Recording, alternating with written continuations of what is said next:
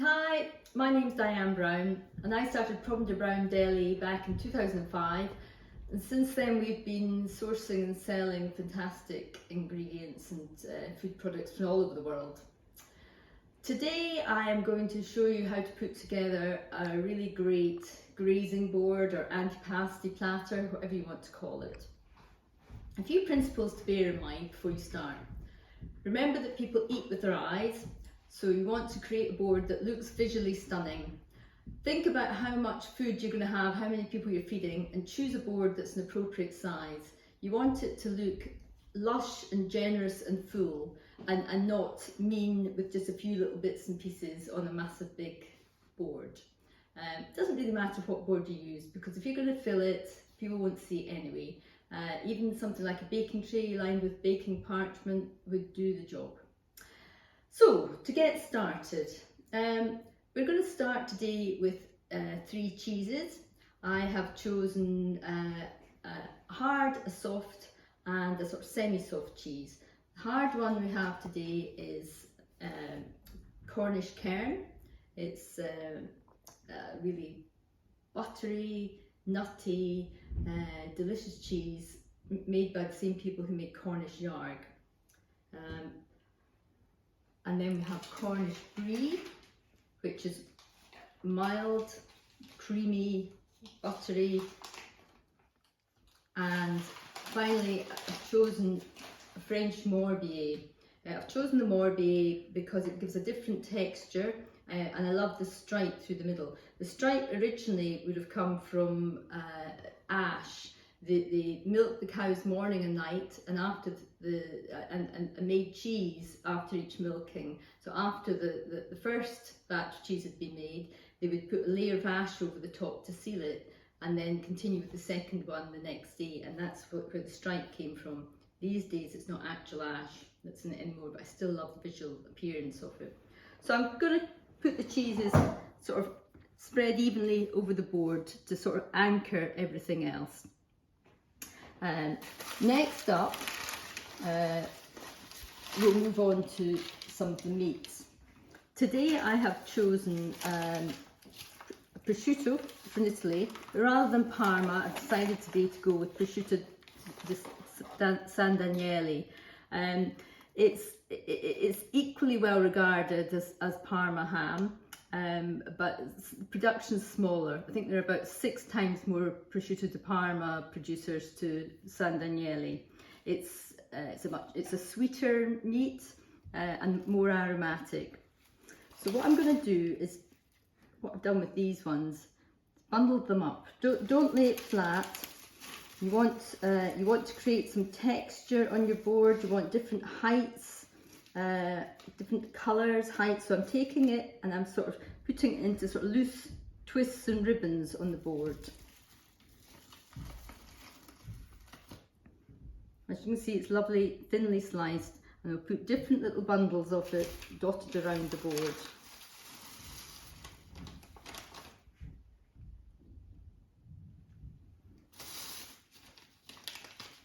You want your board to have lots of different colours, different textures, different heights, different flavours to satisfy all your guests.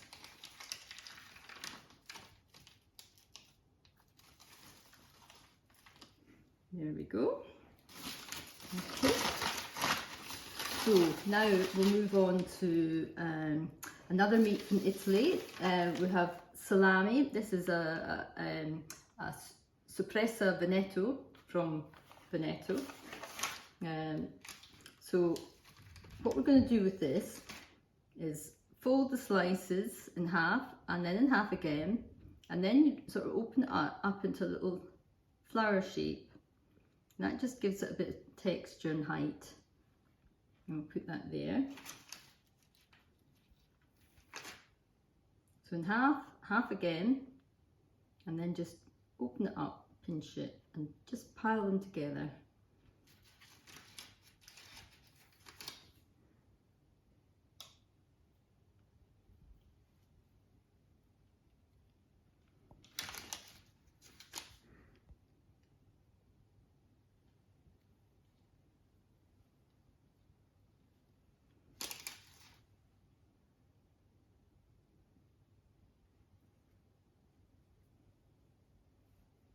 There we go.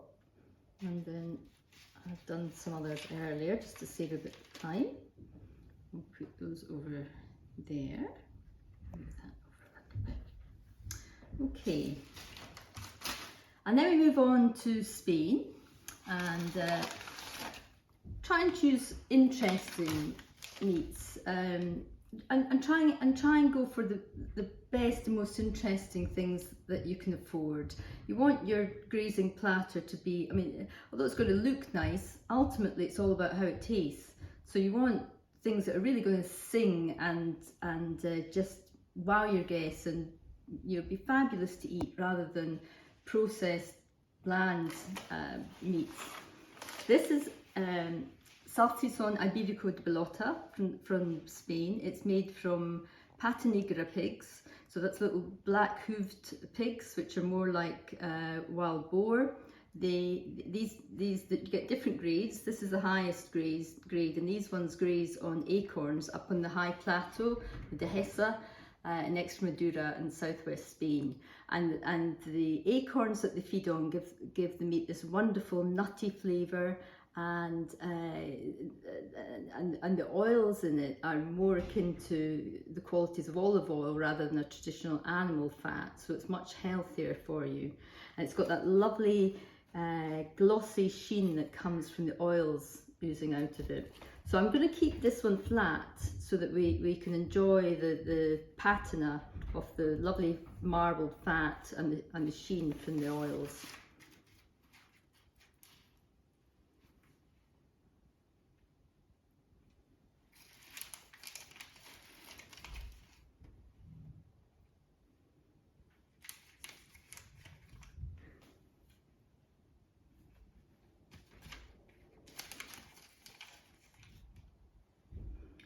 And if you notice, I'm using this darker coloured salsicon to sort of break up the lighter coloured, to intersperse between the lighter coloured meats. Okay, and then also from Spain, we have Lomo. The Lomo is cured pork loin. So unlike the salami and the salsicon, this hasn't been minced up. This is the whole muscle, the whole tenderloin, which is marinated and then pressed into a casing and coated with smoked paprika and olive oil and then left to mature.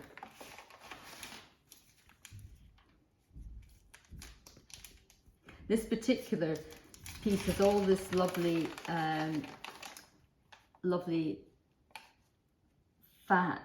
fatty tasty bits, and so I'm going to make the most of those and sort of line them up to show them to their best advantage. And we'll just pop these maybe here.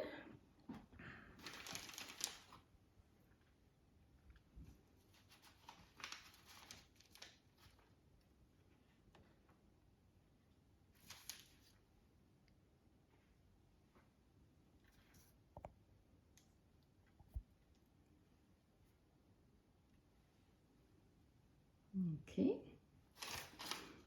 and then the final salami meat type product or charcuterie product we have today is Scottish.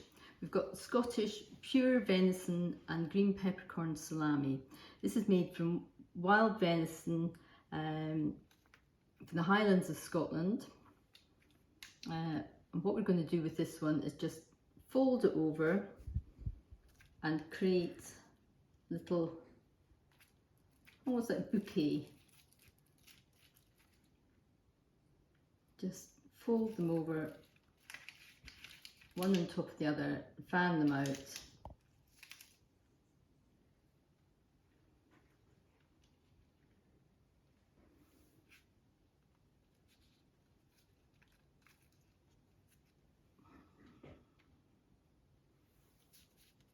This is made by actually a Dutch couple who settled in Scotland, it was maybe 15, 20 years ago now.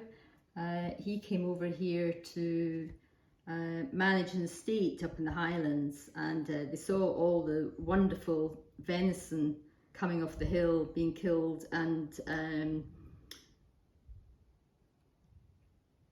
just thought that it wasn't being used to as great advantage as it could be, and decided to start making their own salami.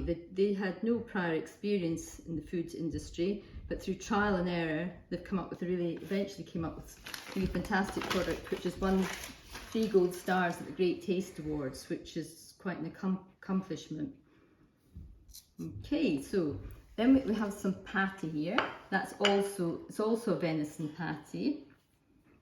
And rather than just put it on the slab, I've cut it in half, and I'm just going to layer it up like that. So again, add a little bit of texture and depth to the board. So now, colours are all slightly samey. We need to introduce some other colours. So I might just move things over a little bit. I've got a little dish here of Tomo Rosso, which are Sicilian semi-dried tomatoes. So these are softer, more moist than fully dried tomatoes, and are nicer, I think, for nibbling on. I've also got here a couple of Fava Dips, so a bit like hummus. I just discovered these recently, and a bit like hummus, but rather than being made with chickpeas, they're made with fava beans. The great thing about that is that we can grow fava beans in the UK, so these have been grown and made by British farmers. Delicious. This is a plain one. They're from the Honest Bean Company. This one's the original, and then we also have one with pea and mint. So we'll just find a little space to pop these in.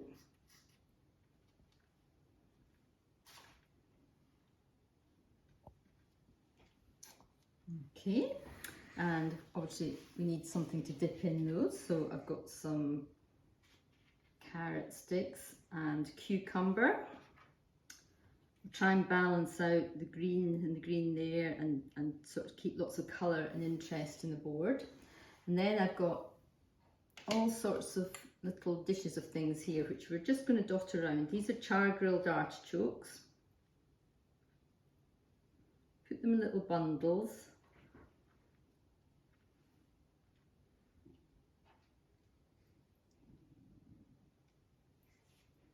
Just helps to break up the meats.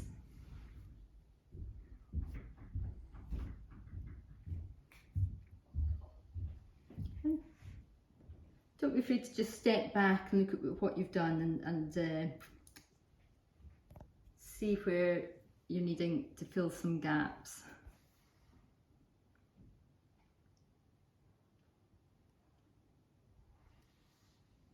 Okay. Next we have some roasted mushrooms, which I'm just going to dot about the place in the same way.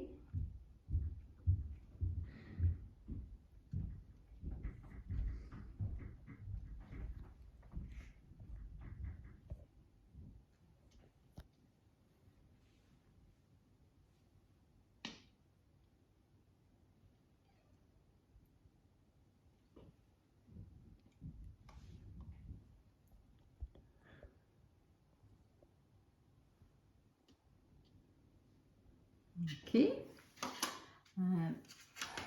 some pepper sweet, which are little stuffed peppers, which look fantastic on your board, really brighten things up.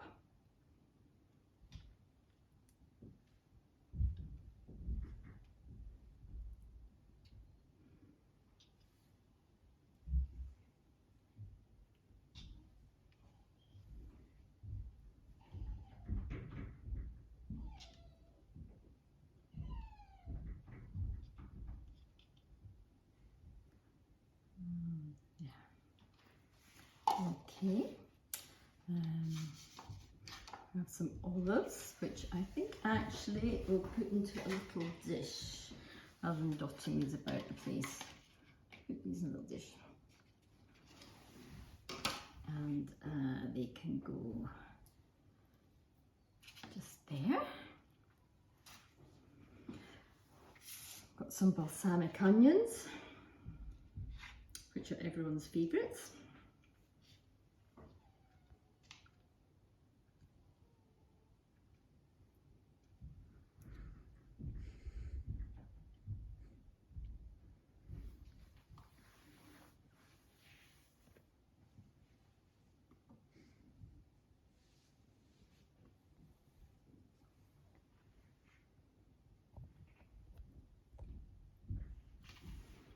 quickly. It's always nice to have some sort of pickles on the board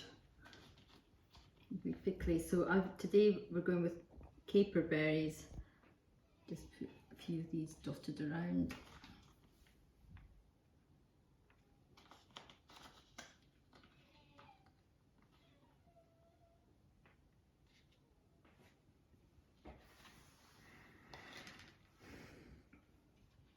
Okay, so how's it looking? It's starting to look quite full. So I also have some garlic, pickled garlic, and I've got some almonds, but I might not put them all on. You know, it's as important to know when to stop as to when to keep piling things on. You can overdo it. I think it's starting to look as though we're really getting there. Nice to have some fresh palate cleansers. So we'll dot around a few fresh grapes.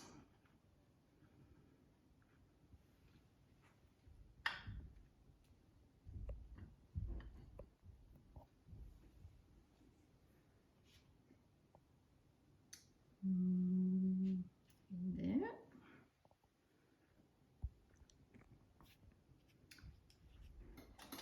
And 1 or 2 fresh tomatoes.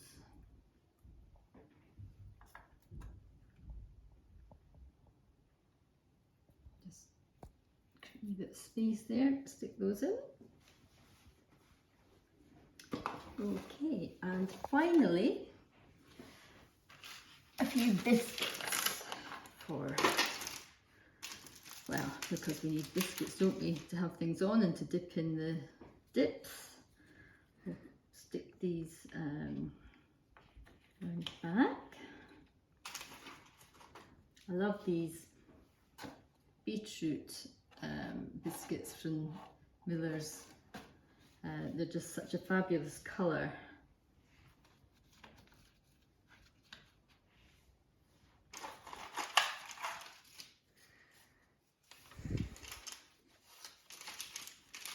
And some lovely little Persia oat cakes, as we're in Persia. Okay, and I think that's probably enough, but oh, mustn't forget chutney. A couple of chutneys.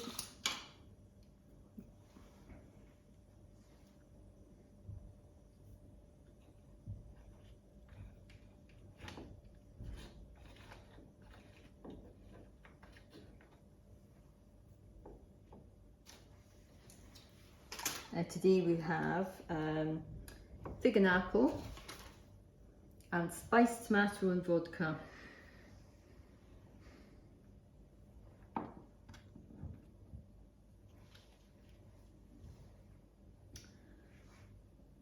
So I think we're there. I think there's only one thing remaining. Oh, well, no, a couple of things. I'm just going to put in just a couple of little bits of few basil leaves, just to really lift, add a bit of green and lift the whole board.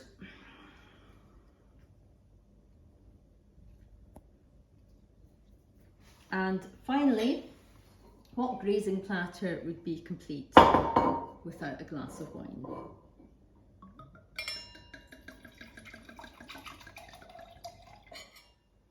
Buon appetito!